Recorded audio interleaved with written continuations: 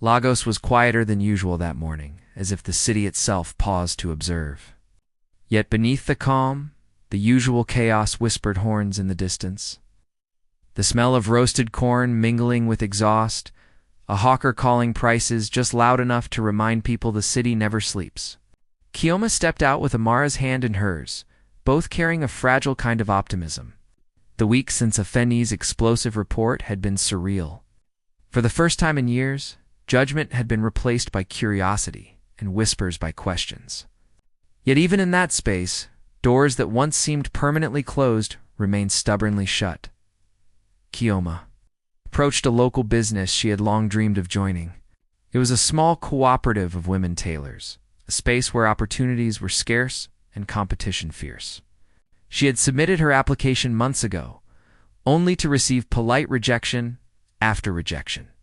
But today, she felt a quiet audacity. Today, she walked with the knowledge that her name carried weight not because of status, but because of integrity, of courage, of truth. Inside, the women looked up as she entered. Some nodded politely. Others exchanged subtle glances, curiosity and suspicion mingling in their eyes. Chioma one said finally, her voice neutral, "We've received your application. It's under consideration." The words were carefully measured, non-committal, but Chioma nodded anyway. Every closed door was not necessarily a denial, it was a test of persistence. She left the cooperative with Amara trailing behind, eyes wide at the small alleyways, the colors, the life. "Mama," Amara asked, "did they say yes?" Chioma crouched down to meet her gaze. "Not yet, baby. But not every door opens the first time we knock. Some take patience." She held her daughter's hand tighter, realizing that life's lessons were often learned in the waiting, the persistence, and the quiet refusal to give up. By midday, Chioma returned to her old tailoring shop, now empty of gossip but full of memories. The machines hummed faintly in the corner, reminders of work and skill that had once sustained her. She unpacked her own set of materials and began sewing for private clients. Those who trusted her quietly and without judgment. Each stitch was a small rebellion against doors that had remained closed. Each garment a statement. She was still here, still capable, still unbroken. Later, as she delivered a completed order to a client in Cirilla, she noticed a flyer on a notice board, a call for women entrepreneurs. Sponsored by a new NGO aiming to empower mothers in Lagos, Chioma read the requirements slowly, carefully. It was a small chance, perhaps even unlikely, but it was something. She jotted down the contact information, feeling the familiar spark of determination rekindle. That evening, Chioma sat with Amara under the soft glow of a kerosene lamp in their one-room apartment. The girl had started drawing quietly, her little sketches of homes, mothers, and marketplaces sprawling across worn notebooks. "Mama," she said, looking up, "do you think doors will open for us someday?" Chioma smiled, brushing a strand of hair from her daughter's face. "They will, baby," she said, "but sometimes we have to knock on them ourselves, or find another way in." The city outside rattled, indifferent and vast, yet in their small apartment, a different kind of resolve simmered. Chioma knew the storm of truth had passed, but the next challenge-building opportunity from scratch was no less formidable. Lagos rewarded strength, yes, but it often tested patience, resilience, and ingenuity. That night, she organized her documents, drafted her proposals, and mapped out contacts. Some doors were closed. Some doors had never opened. But Chioma had never been one to let obstacles dictate her worth. The following week, Chioma set out determined to pursue the NGO opportunity. The office was tucked into a side street in Ikea, bright and airy, yet formal in a way that immediately reminded her of all the doors she had faced that had remained shut. She arrived early, notebook in hand. Her daughter's school photo tucked between pages as a quiet reminder of why she pushed forward. Inside, a woman with sharp eyes and a clipboard greeted her. "Chioma, you applied?" she asked, voice polite but precise. Chioma nodded, extending her hand in greeting. "Yes, Ma. I hope to be considered." The woman gave a faint smile, then gestured toward a row of chairs. "Interviews start in 10 minutes. Be ready." Chioma sat, watching other women arrive. Some looked confident, some nervous, all carrying the weight of expectation. She recognized the universal tension. Ambition pressed against circumstance, hope against skepticism. When her turn came, she spoke not of hardship alone, but of resilience, of skill honed over years, of the vision she carried for herself and her daughter. She spoke of Lagos not as a city that judged, but as a place that demanded innovation, courage, and perseverance. Hours later, she left the office without knowing the outcome. Outside, Lagos hummed with its usual dissonance, motorcycles weaving dangerously between buses, street vendors shouting over one another, the smell of jollof rice mingling with exhaust fumes. Chioma's mind, however, was elsewhere, mapping possibilities, rehearsing contingencies. Some doors she knew might never open, but that did not mean the path forward did not exist. At the market, she ran into Auntie Bose, who regarded her knowingly. "I see you knocking on new doors, child," she said, voice low, carrying the weight of experience. "And some will open. Others will not. But remember, even a closed door teaches you how to build another." "Oh?" Chioma smiled faintly. "I've learned that already, Auntie." The older woman's eyes twinkled. "Good. But don't just knock, my dear. Sometimes you have to carve your own entrance." Later that afternoon, Chioma returned home to find Amara practicing her multiplication tables. The girl's concentration was fierce, lips pursed, brow furrowed. Chioma crouched beside her. "How's school today?" she asked gently. Amara glanced up, eyes bright. "Some girls were mean, Mama. They said we're still the story." Chioma felt the familiar sting, but it no longer had the power to crumble her. She took her daughter's hand. "Let them talk, baby. We're not waiting for permission to live honestly. Every day we learn, every step we take, we are building something stronger than their whispers." That evening, Chioma opened her laptop and drafted an outline for a community sewing initiative, a small program to train young women and single mothers to earn independently. She emailed it to Ifanye, who had become more than a journalist in her eyes. He was a strategist, a confidant, a reminder that allies could appear in unexpected forms. "This could be the door that actually opens," she wrote in the email, her fingers hesitating for only a moment before pressing send. As the night deepened, the city lights reflected on puddles from a brief afternoon rain. Lagos was alive with movement, but within Chioma's small apartment, a different kind of energy pulsed. Hope measured in drafts, plans, and the knowledge that not every opportunity would be immediate, but persistence could carve the way. Doors that had never opened before did not intimidate her. They challenged her ingenuity, her courage, and her refusal to surrender. And for the first time in a long time, Chioma allowed herself to imagine what it would feel like when one did finally swing wide. The week that followed brought lessons Chioma had anticipated but dreaded nonetheless. Not every door opened when you knocked. Some that seemed promising led to walls instead. She received a response from the NGO. It was polite, encouraging, but ultimately declined her application. They praised her vision and resilience, but said resources were limited and priorities had shifted. Chioma read the email twice, letting the polite words sink in. Disappointment stung, but she refused to let it linger. Some doors had never opened, yes, but others could be built, widened, or even broken through with persistence.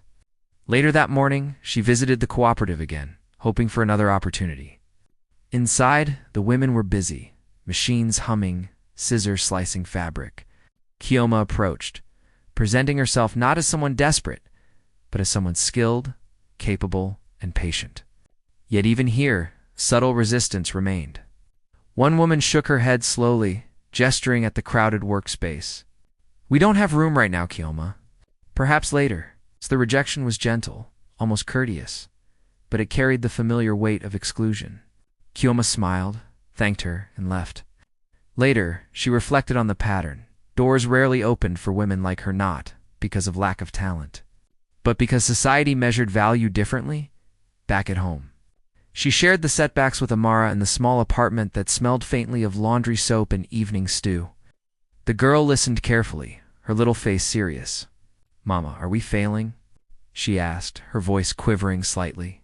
Chioma knelt beside her, brushing a curl from her forehead. No, baby. We are learning. Some doors don't open, and that is part of life. What matters is that we don't stop trying, and that we keep building our own paths. Amara's frown softened into a determined nod. In her daughter's eyes, Chioma saw not defeat, but curiosity, courage, and a willingness to persevere. Later in the afternoon, Chioma met Ifany at a quiet cafe in Ceriller. Chioma, I've been thinking, he said, stirring his coffee slowly. Maybe we've been looking at doors too literally. What if the solution isn't waiting for someone to let us in, but creating a door ourselves? Chioma considered this carefully. The thought resonated with her instincts, the wisdom Auntie Bose had long imparted. She leaned forward. I've been drafting a proposal for a community sewing program, she said. It's small, but it could help women earn, teach skills, and build credibility. We can start with what we have. Here, now. Fenyu nodded, eyes gleaming. I can help spread the word, get media attention, maybe even find sponsors. But you'll be leading it. Chioma felt the familiar rush of responsibility, tempered by excitement. That evening, the city hummed with distant traffic and street cries. But inside the apartment, Chioma sketched tables, seating arrangements, and lesson plans. She imagined Amara at her side, helping with small tasks. Learning not just numbers and letters, but resilience, strategy, and the power of creating opportunities when none existed. Outside, Lagos pressed on, impatient and indifferent. But within Chioma's mind, walls began to shift. Doors that had never opened were no longer a source of frustration. They were invitations to invent, innovate, and inspire. The city could judge, exclude, and whisper all it wanted. She was ready to prove that persistence, strategy, and courage could build pathways where others saw only barriers. By midweek, Chioma's idea had begun to take shape. She transformed their small apartment into a makeshift planning space. Using old tables, folding chairs, and scraps of fabric she had collected over the years, Amara, curious and attentive, helped sort threads and counted buttons. Her small hands fumbling with pins, but her enthusiasm unwavering. Mama, she said one afternoon, we're building our own door, right? Chioma smiled, brushing her daughter's hair back. Yes, baby. And every stitch, every plan, every bit of effort is part of opening it. Chioma sent out invitations to women she had met over the years, tailors, apprentices, mothers struggling to make ends meet. Some responded eagerly. Others hesitated, worn down by doors that had never opened for them. The first few attendees arrived cautiously, eyes scanning the small room, unsure if opportunity could truly fit within these four walls. Chioma welcomed them warmly, introducing herself not as a teacher or leader, but as a woman who understood hardship intimately and had chosen action over despair. Within hours, the room hummed with energy. Sewing machines rattled, scissors snipped, and laughter began to replace cautious silence. Chioma moved among the women, giving advice, adjusting hymns, and praising small victories. Even the hesitant ones began to relax, feeling the rare and powerful combination of skill sharing and trust. For some, this was the first time a door had opened for them in a long while, not just literally, but emotionally, socially, and financially. Yet resistance was never far. Neighbors watched suspiciously from across the street. One afternoon, a woman approached the apartment, arms crossed and lips tight. Chioma, what are you doing? Who's paying for this? You're stirring trouble, she whispered harshly. Chioma's heart tightened, but she met the woman's gaze calmly. No one is stirring trouble, she said softly, but firmly. We are creating opportunities for women who have been ignored for too long. This is not about gossip or politics. It's about dignity, work, and independence. The woman left, still skeptical, but Chioma knew judgment would always exist outside her doors. Inside, the focus was on action. By evening, the first pieces were completed skirts, blouses, and small accessories crafted with care. Chioma took a moment to step back and watch the women line up their work. A tangible display of skill, creativity, and perseverance. The satisfaction in their eyes was unmistakable. The room radiated pride. Auntie Bose appeared unexpectedly, observing silently. Child, she said finally, voice low but resonant. Look at what happens when doors stay closed, but hearts and minds stay open. You've created more than garments. You've created a bridge. Chioma allowed herself a quiet moment of reflection. Lagos outside buzzed with the usual chaos horns, market cries, street vendors shouting, but inside, the air felt lighter, purposeful, alive with possibility. Even Amara, exhausted from helping, beamed with pride, understanding in her young way that their small apartment had become a place of growth, empowerment, and resilience. That night, Chioma and Amara sat on the floor with the sewing pieces spread around them. "Mama," Amara whispered, "the door is open." Chioma smiled, squeezing her daughter's hand. "Yes, baby. We've opened it ourselves. But remember, some doors are heavy. We'll have to keep pushing, turning the handle, and letting others in when they're ready. That's how doors stay open. The city outside could judge, ignore, or dismiss. But within these four walls, Chioma had proven that a mother's courage and determination could carve opportunity where none had existed, shaping not just their own path, but the lives of those brave enough to step through. The following week, Chioma's small initiative began attracting attention, but not all of it was welcome. Word had spread through the neighborhood, through markets and school gates, that she was leading a group of women, teaching skills, creating garments for sale. While some looked on with admiration, others whispered, their words heavy with envy and suspicion. "She thinks she can take over the market," one woman muttered. "Who does she think she is?" Chioma heard these murmurs as she walked past stalls, her expression calm. The judgment was familiar, but this time, it no longer intimidated her, sharpened her focus. One afternoon, she received a call from a local vendor whose shop had previously ignored her. "Chioma, we've heard about your program," the man said cautiously. I want to sell your garments in my shop." Chioma paused. Offers like this were rare, but they came with unspoken conditions.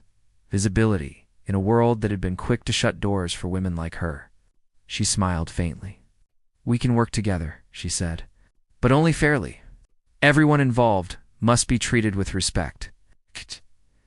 Challenges soon multiplied. The women in her program faced skepticism from husbands, families, and even children. Some dropped out after a few days, unable to withstand criticism at home. Others struggled with finances, the cost of materials threatening their participation. Chioma worked tirelessly, negotiating with suppliers, covering small gaps from her own limited funds, and encouraging the hesitant to persist. She slept little, her mind always turning, balancing schedules, supplies, and morale. Even Afeni noticed the strain.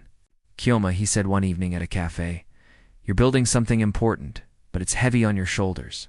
You can't carry everything alone." She sipped her coffee slowly, considering his words. "I know," she admitted, "but some doors are worth pushing even when they're heavy.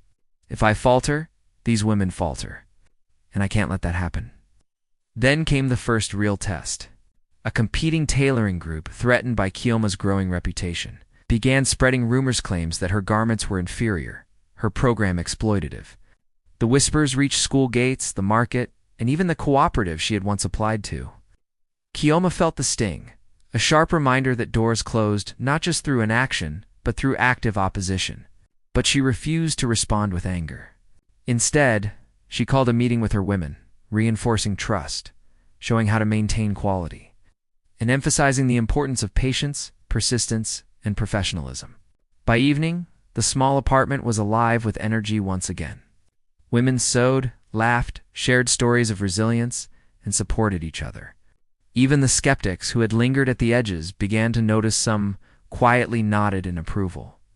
Others hesitated before leaving the room. Chioma realized that while doors might remain closed to outsiders, she had created a sanctuary where skill, dignity, and determination could flourish. Amara, sitting nearby, watched her mother and the women. "Mama," she whispered, "you never gave up." Chioma reached out, squeezing her daughter's hand. "No, baby. Some doors will never open for us, but that doesn't mean we stop building our own. The strength we create in here will carry us through anything the world throws outside." And outside, Lagos continued its relentless rhythm horns. Vendors heat, but within those four walls. Chioma had proven that persistence, strategy, And courage could not only survive judgment, they could thrive despite it. Months passed and Chioma's small initiative had grown in ways even she hadn't fully anticipated. The women who had once arrived cautiously now carried confidence in their steps, pride in their work, and a shared sense of purpose. The sewing space had become more than a workshop. It was a community, safe haven where judgment was replaced by encouragement and closed doors were met with solutions rather than despair. One morning, Chioma received a call from a larger NGO, pressed by the success of her program and the stories of women whose lives had been transformed. "We'd like to partner with you," the representative said. "We can provide materials, training, and even a small grant." "Your model is inspiring." Chioma paused, her chest tightening with emotion. She thought of the doors that had never opened for her applications rejected, opportunities dismissed, whispers that tried to define her worth. Now those same doors had not only been bypassed, they had been replaced with corridors she had built herself. She called a meeting with the women to share the news.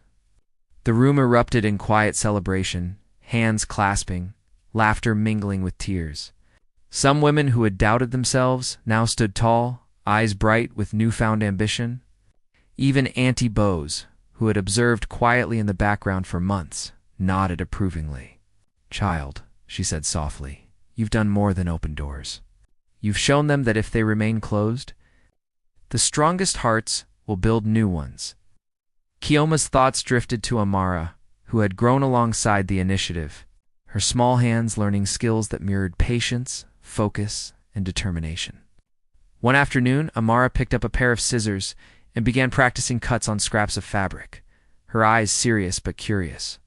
"Mama," she said, "I want to help the other girls too."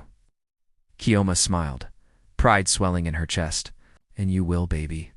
But always remember, doors are not only to enter, they're to help others pass through as well."